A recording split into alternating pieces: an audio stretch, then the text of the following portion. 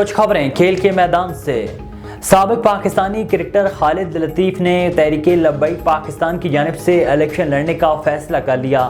تفصیلات کے مطابق 5 ون ڈے انٹرنیشنلز میں پاکستان کی نمائندگی کرنے والے دائیں ہاتھ کے کرکٹر خالد لطیف کراچی کے علاقے ملیرز کے حلقے سے صوبائی اسمبلی کی نشست PS 89 سے کھڑے ہو رہے ہیں۔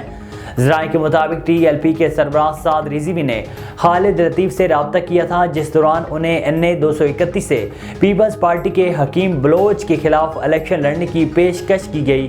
ذرائع کا کہنا ہے کہ خالد لطیف نے PS 89 کا ٹکٹ قبول کر لیا اور وہ PP کے سلیم بلوچ اور PTI کے حمایت یافتہ اشرف سمو کے خلاف الیکشن لڑیں گے۔ دوسری جانب اس نشست کے لیے جماعت اسلامی نے شعیب حیدر کو منتخب کیا ہے۔ قومی کرکٹ ٹیم کے کھلاڑی عمر نے شکوہ کرتے ہوئے کہا ہے کہ میں نے پاکستانی ڈومیسٹک کی خاطر کروڑوں کی لیگز چھوڑی، لیکن مجھے کیا ملا؟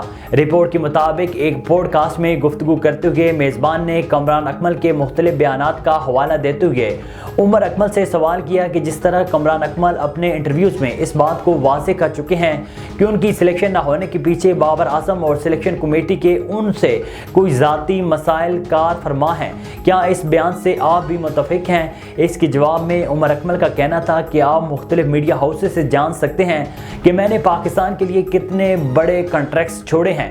میرا ہمیشہ سے ایک ہی موقف تھا کہ مجھے پاکستان کے لیے ہی کھیلنا ہے، میں نے پاکستان کے ڈومیسٹک کے لیے ہی کھیلنا ہے۔ پاکستان نے اولمپک کوالیفائنگ راؤنڈ کے پول A کے دوسرے میچ میں چین کو 2-0 گول سے شکست دے دی۔ پاکستان کی جانب سے ابو بکر محمود اور عبد الرحمان نے ایک گول کر کے ٹیم کی فتح میں اہم کردار ادا کیا۔ پاکستان کی جانب سے پہلا گول 42ویں منٹ میں ابو بکر محمود نے پینلٹی کارنر پر سکور کیا۔ میچ ختم ہونے سے 9 منٹ قبل نوجوان عبد الرحمان نے پاکستان کے لیے ایک اور گول کر کے مقابلہ 2-0 کر دیا۔ گروپ A میں پاکستان کو انگلینڈ، چین اور ملیشیا کے ساتھ رکھا گیا ہے۔